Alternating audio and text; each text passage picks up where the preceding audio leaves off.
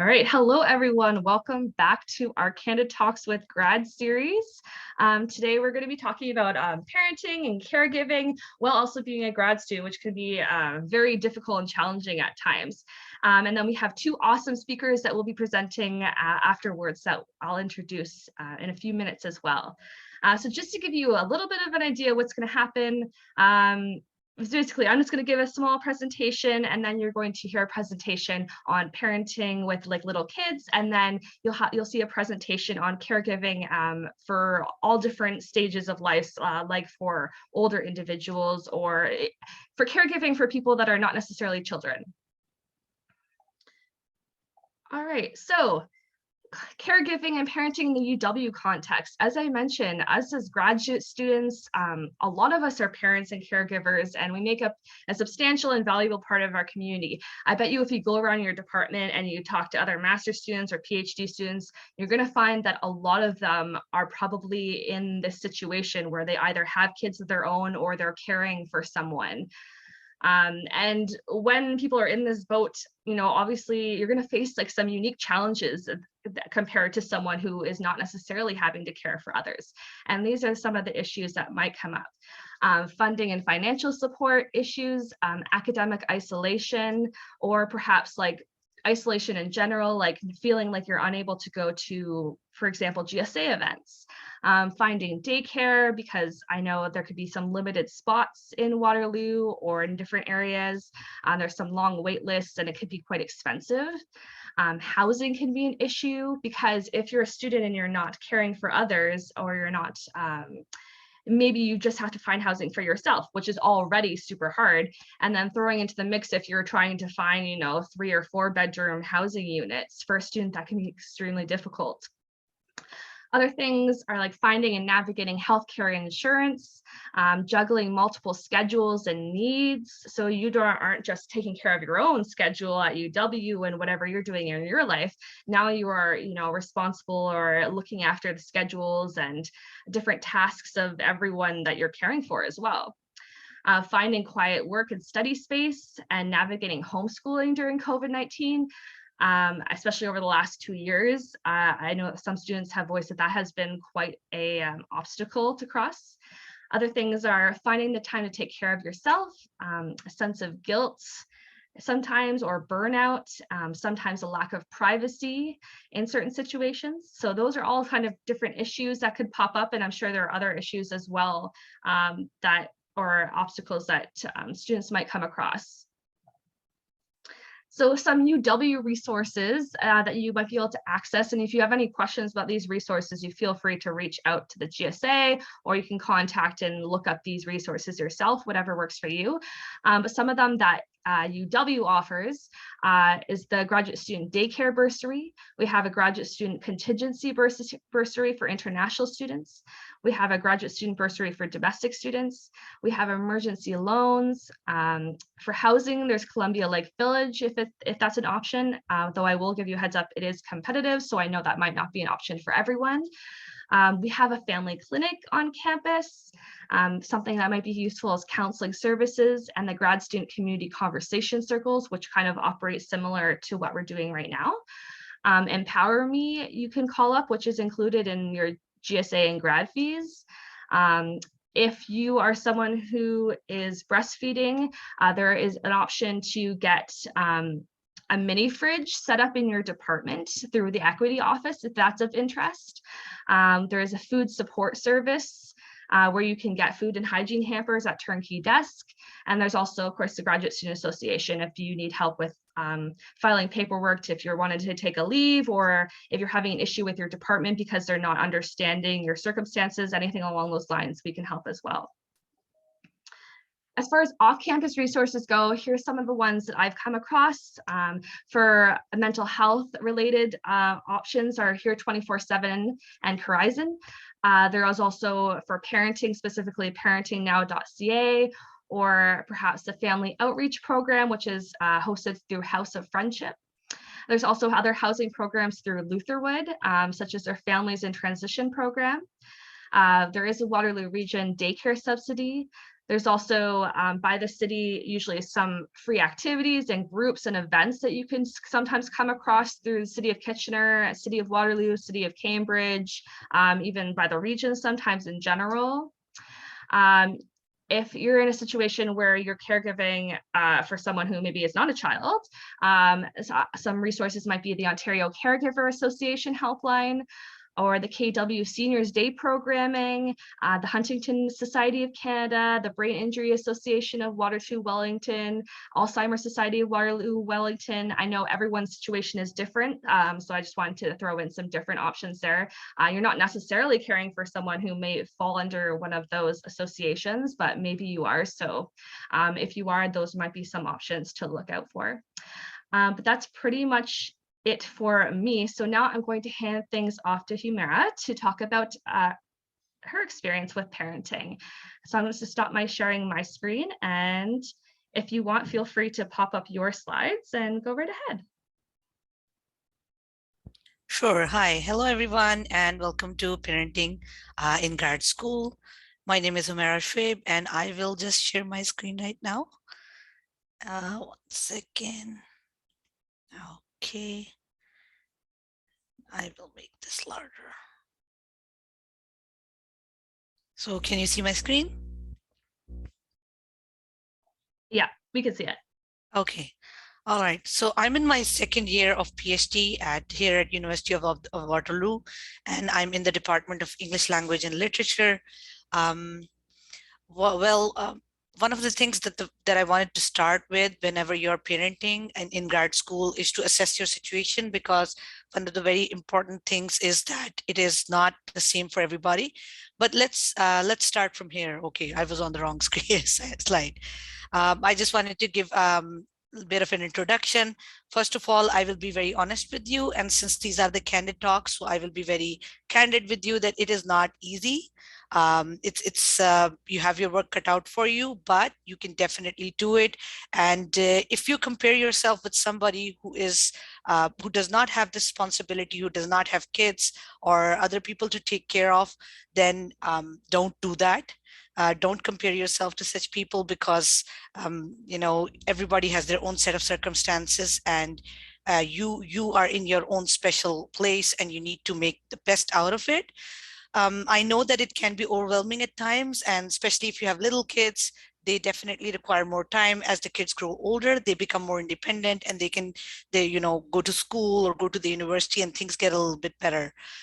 You need to be motivated and dedicated, and you need to know in your heart that you can do it, and be ready to take up the challenge. And again, I want to emphasize that this is something that has been done by many people before, and definitely you can do it too, and you'll be wonderful at it. So right now, where am I? I am, as I told you, I'm in my second year of PhD. I have 3 kids, 3 boys actually. The oldest is 9 years old. The middle one is, the oldest is 11 years old. I keep forgetting their ages. And the middle one is 9 years old. And the youngest is actually a toddler. He's 2.5 years old. And the toddler, he kind of takes up more time than the older 2 combined. So this is my family. I live with my husband, and I'm TAing, like most of you would be. I have to TA every other term. Like, it's like out of 3 terms in a year, I have to TA for 2 terms. And I'm done with the coursework, but right now I'm in my exam stage for my before my dissertation. So this is right now my situation. So you know what I'm going through, and most probably many of you will be at the same stage, or you might be in your master's program, but you can relate to it. Moving ahead, one of the most important things when you're trying to make this work and you have a responsibility with children is to know your workload, know your how much workload you have, and then look at the tier responsibilities that you have, and then what kind of study requirements that you have, how much time do you need to study? This is something that you need to sit down and assess for yourself. If you're going through the coursework, you might want to look at the deadlines set by by your courses and see what kind of dedication and what kind of time they are requiring you. Look at what stage you are in. Definitely, it will be according to the stage you are in your course. Like if you're in the coursework stage or in the dissertation stage, if you're co-oping, whatever is going on in your study, you need to see how much time you need for study. Sit down, actually give yourself some time to work this out. Also, another thing that matters is your number of children, their ages. Are they school going? Do they go to a daycare? How old are they? And one very important thing is the available help at home. Do you have a partner or husband or somebody else, or a wife who is there to help you out with the kids, or maybe parents? So that also factors in to the availability of time overall, that they can, give helping hand and help you with the workload. Moving ahead, one good tip that I got from some people, from some seniors, was to dedicate a home study space in your home. Maybe it can be a part of a room. If you don't have a lot of rooms, that works. Actually, this is what I've done in my home, is that I've dedicated a corner in my house where in my bedroom, actually, where my study table is, because I don't have a lot of rooms in my house. I have a room for the kids, and I have our own bedroom, and I have every child has a separate room. So I have set up this little study corner in my bedroom, but my kids know that this corner is off limits to them, unless it is an emergency, of course, and they know that I have to study here. So you need to communicate with your kids and let them know that this is your particular place. One other benefit of making a special designated study space is that you get to keep your stuff safe from the kids, especially if you have little children like my youngest. It can be a problem. I mean, he's always ready to run into the room and grab a hold of my laptop. And I know that there is all of my work on it, and it can be deleted, or he's trying to hold the pen. So I have made an effort to, keep the door closed of my bedroom, and to, keep my study space off limits. So I know where my stuff is, where my books are, where my laptop is, and where my notes and stuff are. So this is one very important tip for, studying, for doing your work at home. And then obviously you can also utilize the time at the university. Now that things are opening up, this is actually a plus point, because a year before, this was a big problem, especially for me and for many other parents, was that they had to stay home and they didn't have the option to go to the university to study. But I came to know that the study areas in the university are now open. So that's a wonderful resource that you can make use of, especially if you have somebody you can leave your kids with. Moving ahead, one important thing is to schedule everything. Divide your time between study and family, and try to keep a balance as much as possible.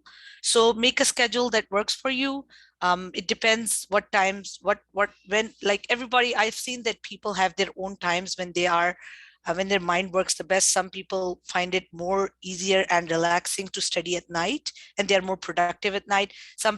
Most people actually are more productive in the morning. So you have to see what works for you, and then make your schedule according to that. See what class timings are. You can, if there is any, if you can take up courses that are more easier for you, like maybe if your kids go to school, then take up classes that are in the morning. And see if you want a 9 to 5 routine for yourself, or do you want breaks in the middle. Now these are two suggestions. One is that you, every day in your schedule, you dedicate the time, which is the office time between 9 and 5, to your study, where you're taking the classes and you're doing any extra work or working on your assignments within that time. But you need to know that you have to finish by 5, and then give the rest of the day to your family. So this is one thing that works for a lot of people. But for some other people, in different stages of their study, they might want to take breaks in the middle, especially like I'm preparing for my area exams, for my comprehensive exams. So what I do is that I have like 1 hour or 2 hour of study, and then I take a little bit of a break, half an hour, 1 hour, and then I come back to the study. That also gives me time to freshen up my mind and be more ready to study again. And I also, get to spend time with my family. Make full use of university. Like if you're taking classes there, then try to finish up most of the work there in the university. And one wonderful time to bond with the kids is the pickup and drop off at school. So if that is a possibility, and if that works in your, if you can work that in your schedule, I know that my kids, they love to, it's like, kids don't remember for a long time. So with my kids, when I'm bringing them back from school, we walk all the way back to home. They have all the stories to tell me. They want to tell me what happened at school, what the teacher said. But if I don't pick them up from school, then they forget within an hour actually. So it's a good time to bond with your kids. Like in the morning, you can talk to them, ask them, like give them some advice about whatever is going on in the school. And then when when you're picking them up from the school, that's a good time to bond with the kids as well. And they are the most chatty at that time, especially my kids. Moving ahead, another important thing is, well, I try to, concentrate more on the things that are for your benefit and for your health and for your overall family health. So one thing is to take it slow. Don't be too ambitious. Don't take up more than you can do. Set reasonable expectations from yourself. Know what your situation is. Know that you have added responsibility of kids on you. So you need to be, careful about that. Understand your limitations.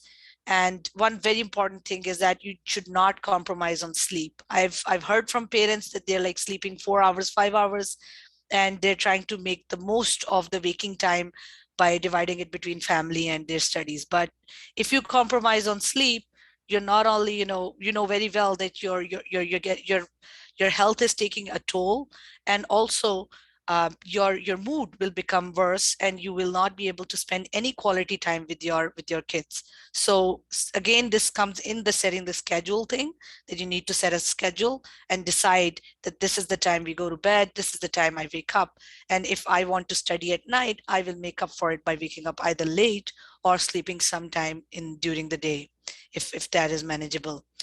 One other thing is that being a parent in grad school, automatically lets you board the guilt train. That's very common. I mean, I also started feeling that as a mother, it's my responsibility to take care of my kids, to give them as much time as I can, and I couldn't, because I had to, as I told you, we all have to divide our time. But I know, and this is something that you need to know, is that you're doing your best. So a little bit of compromise is okay. I mean, if obviously you can't give that much time to the kids, but at least make the time that you have with them count. And again, as I said in the beginning, don't compete with those who have less responsibilities. They're in a completely different place than you. Know that you're doing your best, and that is more than enough. And whatever little achievement that you have, take pride in it, and know that really is important, and that is something that is wonderful. If you get good grades, that in itself is a wonderful thing. Or if your kids are doing good at school, if they're happy, that is in itself is a big achievement, and you should be proud of yourself. Moving ahead, like Ashley has already told you about quite a lot of resources, which are wonderful. I was actually impressed by the comprehensiveness of that list. So some of the things that I wanted to talk about, particularly related to parenting, are before and after school programs. If your kids are school going, so you must definitely know that you can, at some schools, you can drop them off as early as 7:15 or 7:30, like about half an hour before school starts. And then you can pick them up somewhere around 5 o'clock. So you can make use of those programs if those are affordable for you, or, get your kids enrolled in other activities. Like community centers have a range of activities. If your children are interested in them, my kids go for swimming, they go for karate, and I know that when they are there, I have time to concentrate on my studies. Look up childcare centers. If nanny is a possibility, then definitely look that up, but that can be very expensive at times. It depends on your financial situation, but if that is an option, you can definitely hire some help to hire some help for the kids. And there is another resource, which is the Ontario Child Care Fee Subsidy. Look that up. I've given the link over here. That can be very helpful. I've heard from some parents that they had to pay very less for childcare once they got the subsidy. So it can be a great help, especially if you have little children who need a childcare facility. Use library resources, the study areas that I talked about already. And if you still feel that things are overwhelming and you're not able to make it work, your graduate coordinator is there to help you out. And then the wellness center in the university is also there. So look up these resources and talk to them and make yourself heard. I'm sure you'll get some wonderful tips and you'll get some wonderful help from these people, and things will get easier for you. I know at one time in my coursework, I talked to the graduate coordinator and I told him that with the pandemic and everything, and with the schools being shut down, I was finding it very hard to manage everything. And he was a great help. He told me about the different resources that were available that I could look up and I could take help from them. And just talking to him overall, just letting somebody know that this is my problem and I'm struggling with it and I'm having a hard time really helped. So do seek help whenever you feel that even after, taking up these tips or making a schedule, things are still a little bit overwhelming. Going ahead, one other thing one other thing that can help you is to take help from kids and family. That's what they're for. Get your kids to help around the house. Divide if they're of that age when they can help you. Divide your chores between kids. My kids, even though I have all boys, but they're very helpful. They know I've given them some small responsibilities, like the oldest, he can actually vacuum, so he knows that he has to vacuum around the dining area where they create a mess every time after every meal. So he vacuums around there, and the middle one, he picks up toys for the youngest. So we have this going on, and I sometimes reward them with treats, so that also helps. Talk to your partner. This is crucial. This is super essential that you talk to your partner or to your husband, whoever is there, and divide your responsibilities with them. Let them know. You need to have that talk, sit down and let them know, this is my schedule. This is how I'm thinking I'm going to be studying and dividing my day. How can you help? And divide things with them. Bring them on board. Uh, they can really, they can be the actual help in lessening your workload for every day and making things work easier for you. Finally, spending quality time. Whatever time you have with kids, spend it the best that you can. Like in your schedule, if you whatever time you have set out for kids, spend it in the best way possible. Think of different activities that you can do with them, especially if you have like set the weekends as you're not going to study, at least if it is possible. It depends on your schedule, on your workload. But if there is one day in the week, maybe on the weekend, Sunday or Saturday or 2 days, spend them in the best way possible with your children. Play games with them, watch TV, talk to them, and make that time count as much as possible.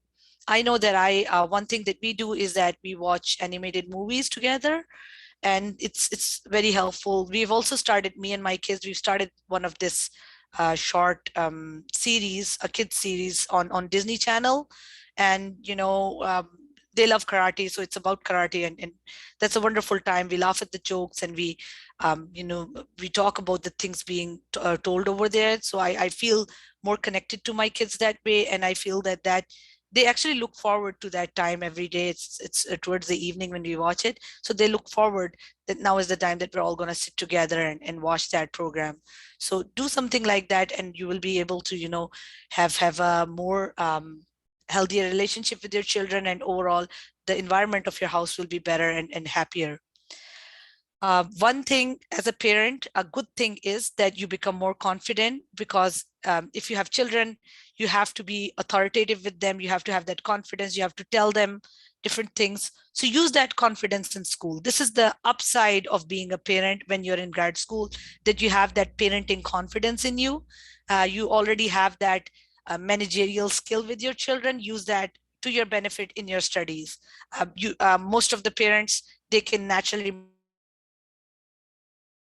multitask, especially if you have more than one kids, you have to multitask. And that multitasking can be very helpful.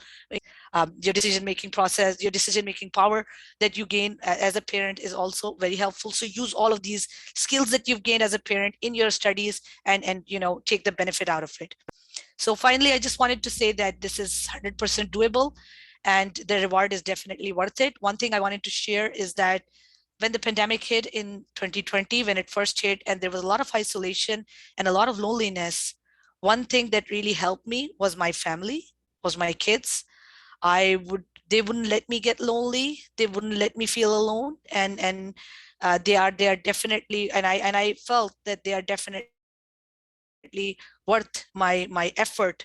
My kids are definitely worth that effort that I put in every day and the hard work that I'm putting in every day. Because, even now when I'm studying and I take a break and I go see my toddler and he jumps up to me and he hugs me, it kind of, takes away all the anxiety, all the worries, and it kind of revives my energy. So your kids are definitely worth it, and this is something you can easily manage and easily do.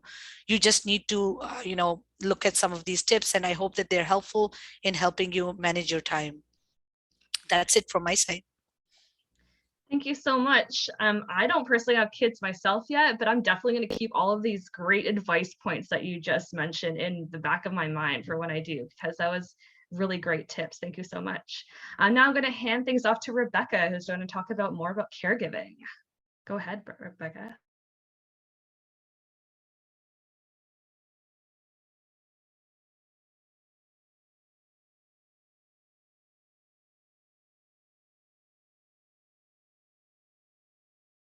Oh, you're muted, Rebecca. Oh, sorry. Can everyone see the full slide? Yeah, we can see it. Okay, awesome. Okay, so today I'm just going to talk a little bit about my story, and then also throw in some tidbits about what a young carer is and kind of what it's like to live as a young carer.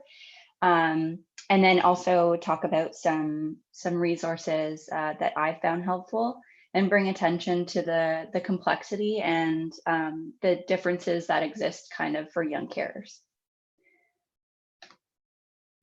So about me, so I'm 24 years old, and I live in the entrance to Muskoka at the moment. I was going to move to Waterloo, but because of COVID, I decided to stay home and not move to Waterloo.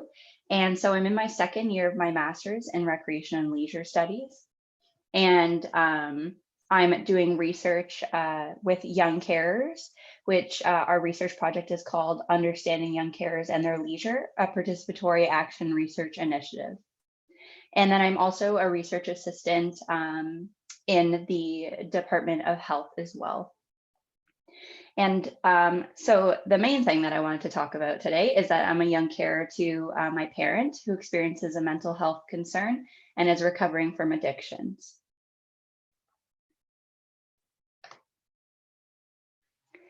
So the term young carer is not really well known, and I describe myself as a young carer. So I wanted to kind of talk about what that means.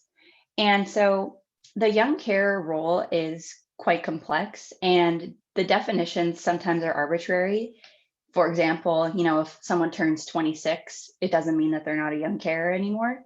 But a lot of the time, researchers just use definitions for identification purposes, and it helps us to kind of get an idea of how many young carers there are, and try to identify young carers to provide support to them. So it is generally agreed that the term young carer refers to children, youth, and young adults under the age of 25 who have extra responsibilities and offer support to a family member due to a chronic illness, disability, physical or intellectual, mental health concerns, substance misuse, parental absence, or other social or cultural barrier, for example, a language barrier.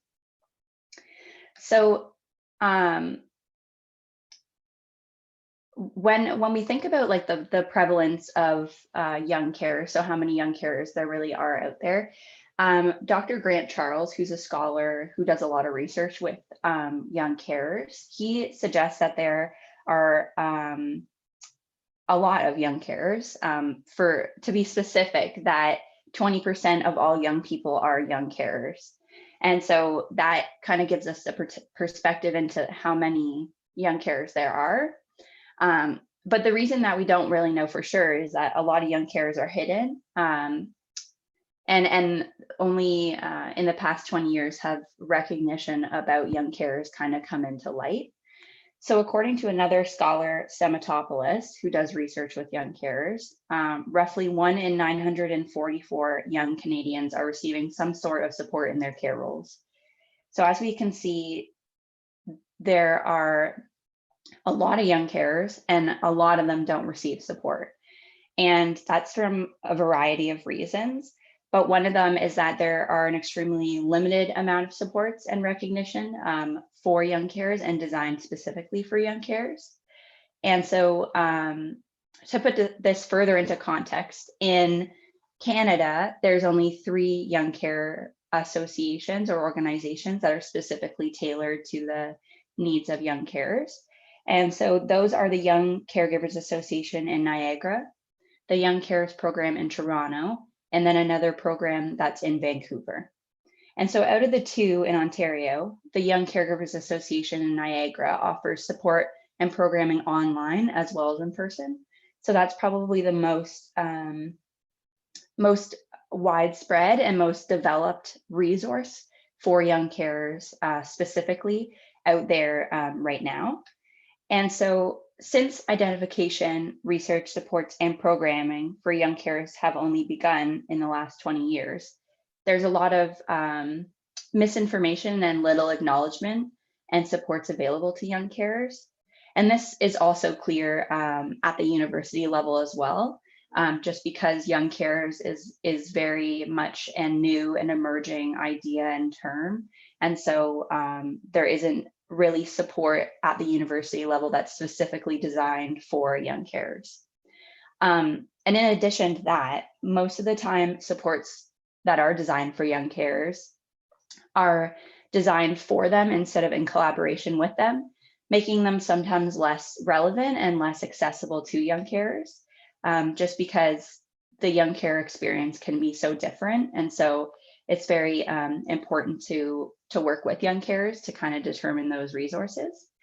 And so that's why I'm doing participatory action research as part of my master's, because it allows young carers to become co-researchers and equal partners in the research process, where each co-researcher actively engages in decision-making throughout the process. So the continuum of care kind of provides a little bit more of an idea of what young caring is. And so this was developed by another scholar who does research with young carers named Becker.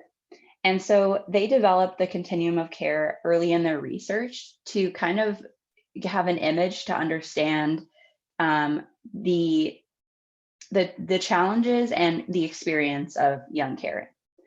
And so the continuum of care outlines the level of responsibility a young carer might contribute to their families.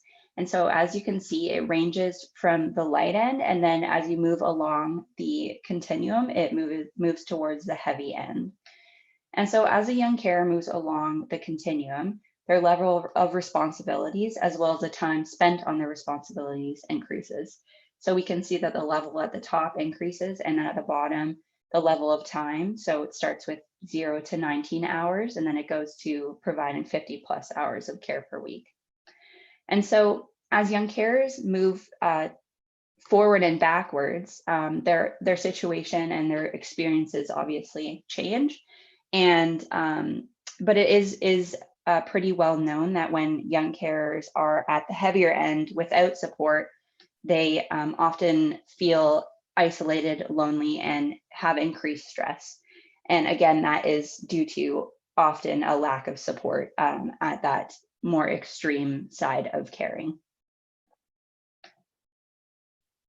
And so what does a young caring experience kind of look like for me? And as I said before, young caring is very different for every person involved in it. And you can kind of see that from the continuum, that things, they really change as you move along and move back and forth. So my experience has been very dependent on the different stages in my life that I've kind of pinpointed, and also where my family and my care partner, their health and well-being and their position is also influences my care role. So my first stage that I can distinctly remember being a young carer is in high school. And so in high school, I felt that my role was much heavier compared to now, mostly because it was in the early stages of diagnosis for my parents' mental health concern. And my parent was also still experiencing addictions at that time. And so that just made my role heavy because I had a lot of responsibility and support to provide in my home. And so my role was both physical and emotional during this stage, where I would emotionally support both my parents and my younger siblings, and then physically assist our family with housework and things that had to go on in the house, such as driving people to appointments and that kind of thing. And so I found that during this time in my life, the emotional toll at times was very difficult to handle. And that was in combination due to the fact that I didn't know that young carers, I didn't know about the term young carers. I didn't know that there was other people that had similar experiences to me. And I didn't know that there were, albeit limited, but that there were some supports out there. And so I found that time in my life was difficult because I had to navigate that experience relatively without support. And then I moved away to my undergraduate program, and I moved to Kingston for that. And so at that time, my role looked a little bit different because I wasn't providing that physical support, although I still continue to provide emotional support to my siblings and my parents as well. But at that time, what I felt mostly difficult, and we kind of talked about this before, was that I felt a lot of guilt because I moved away from home and I knew that my family needed me at that time. And then so it was just difficult for me to navigate that experience as well. And during my undergrad, I still didn't know about the term young care, and I still didn't know that there were supports available to young carers. And so that moves me to the last stage that I kind of can pinpoint, which is my graduate level stage. And so just before I entered into my master's program is when I first heard of the term young care. And I heard of that because I was talking to a professor about actually dementia, and then I ended up talking about my own experience with being a young carer.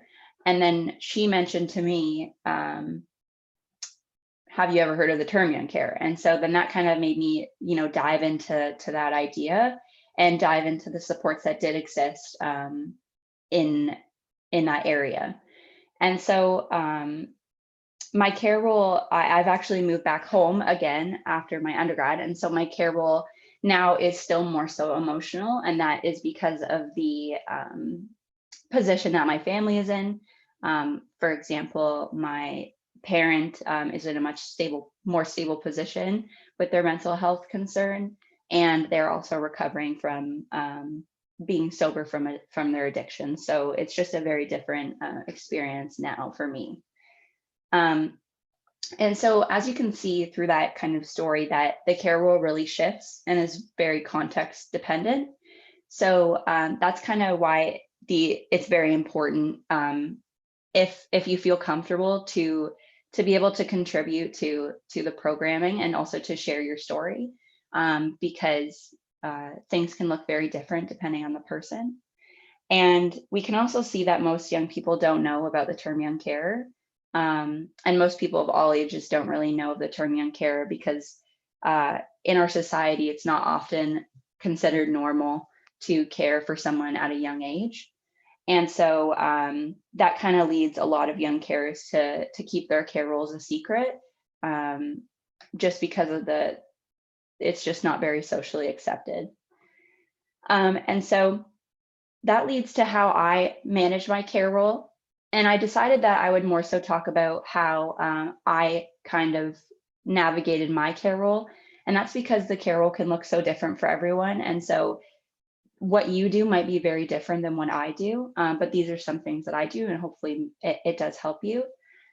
So I try to engage in moments of rejuvenation, and whatever that may look like for me might look different for you. And so for me, that's kind of I really like Marvel. So sitting down and watching a movie, that really gives me some time to myself, or doing some yoga. I feel that helps me refresh. And sometimes, even if it's just looking out the window for a couple minutes, or going for a walk or something like that, even if it's just moments, I find that paying attention to those moments of rejuvenation is very important, to feel that you had some time to yourself. And another thing that I do is be patient with myself, because it is challenging to care for someone, especially when you're in school.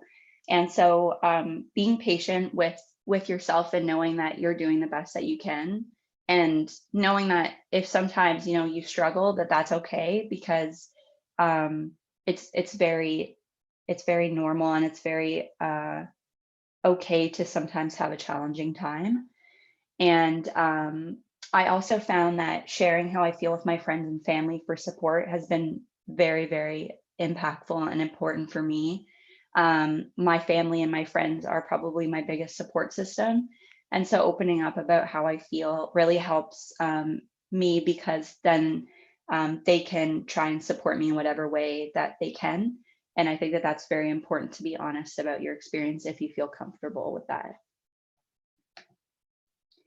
And so generally, what can we do to support young carers? So I'm really trying to learn more about this in my research, through hearing from young carers themselves. But right now, in my experience, what I feel would have helped me, or does help me, is that other people provide a safe space to listen to young carers' stories. I think that a lot of the time it's really difficult as a young carer to come out and talk about your experience. So I think being just open and safe and accepting about different walks of life and the different trajectories that someone can go through as they grow up is very important. And then second, a recognition at the university level from professors and colleagues to support young carers in their care roles. I think it's not as well known that young people do care for someone in their family or otherwise. And so I think recognition from the people around you that young caring is something that happens, and that it's okay to be a young carer, and to be accepting about the challenges that might arise sometimes for people is very important. And a really big one too is to spread awareness about young carers and the resources that exist to support them. So I think if I was to say that there were some resources to support young carers, I would say to look into the Young Caregivers Association in Niagara, because they're probably the most well-developed resource for young carers in Canada. And because they have those online supports, it is a really good resource to look into.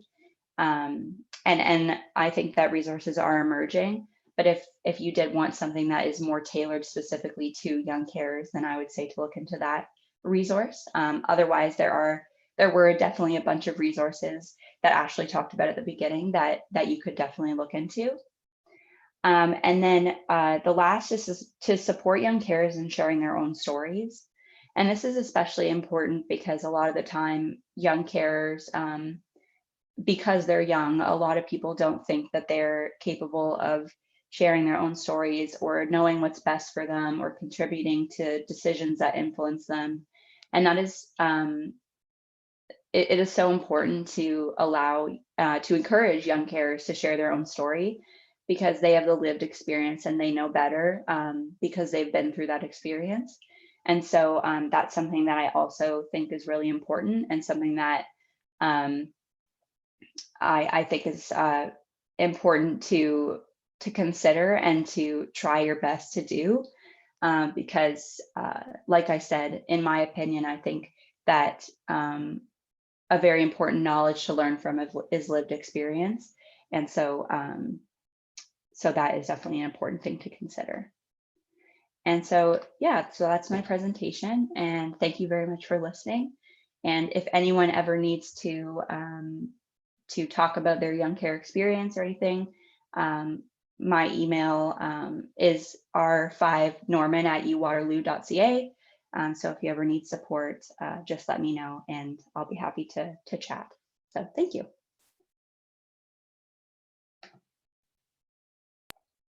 Thank you so much, Rebecca. It was like enlightening because like you said, like in Canada, we don't usually think about young carers in that context. We think about like when we think of like caregiving, like the brain automatically just goes to like parenting, but there are so many different other forms of caring, like you've pointed out.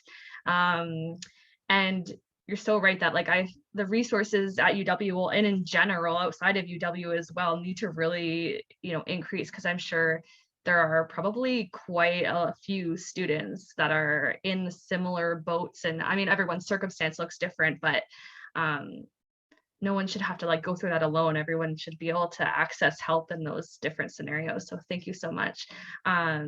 For those that are watching the recording, thank you so much for watching these lovely presentations, and hopefully you've taken away some really great tips and advice for both parenting and being a young carer and caregiving in general as well. And hopefully you'll check out our other Candid Talks